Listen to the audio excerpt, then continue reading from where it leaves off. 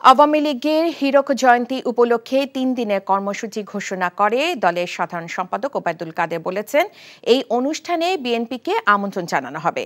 আজ দলের সম্পাদক মণ্ডলীর সভা শেষে একথা বলেন তিনি। একই সাথে কাদের বলেন, বিএনপি কোনোদিনই গণতন্ত্রের জন্য আগ্রহ দেখায়নি।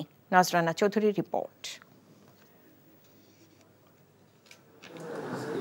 17 মে আওয়ামী লীগ সভাপতি শেখ হাসিনার স্বদেশ প্রত্যাবর্তন দিবস ও 23 জুন আওয়ামী লীগের প্রতিষ্ঠাবার্ষিক উপলক্ষে দলীয় কর্মসূচি ঠিক করতে সোমবার বিকেলে দলের ধানমন্ডি কার্যালয়ে সম্পাদক মণ্ডলীর বৈঠক বসে।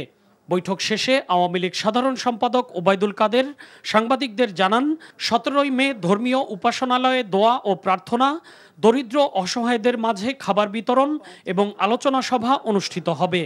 আর 23 জুন দলের প্রতিষ্ঠার হীরক জয়ন্তী উপলক্ষে 3 দিনব্যাপী কর্মসূচি পালন করা হবে বলে জানান কাদের। ওয়ালটন ফ্রিজ কিনে অনেকের মতো আপনিও হয়ে যেতে পারেন মিলেনিয়াল, সেরা পণ্যের সেরা অফার। এর মধ্যে সোহরাওয়ার্দী উদ্যানে জনসভা, দেশব্যাপী বৃক্ষরোপণ এবং দরিদ্রদের মাঝে খাবার বিতরণ কর্মসূচি রয়েছে।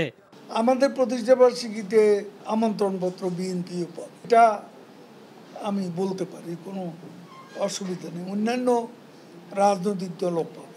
আমাদের গত জাতীয় সম্মেলন সমস্ত অনুষ্ঠানে বিএনপিকে দেওয়া।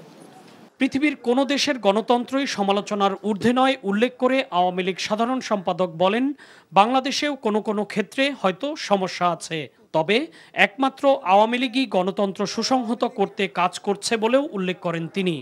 বিএনপি গণতন্ত্রের প্রতি তাদের আগ্রহ কোনোদিনও ছিল। গণতন্ত্র, স্বাধীন নির্বাচন ব্যবস্থা এবং গণতন্ত্রকে শৃঙ্খলমুক্ত করার কাজটি বঙ্গবন্ধু কন্যা শেখ হাসিনাই এদেশে করেছেন, এটা প্রতিষ্ঠিত সত্য।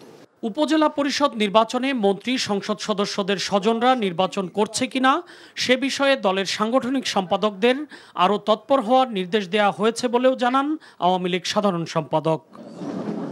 নজরানা চৌধুরী, এনটিভি নিউজ, ঢাকা।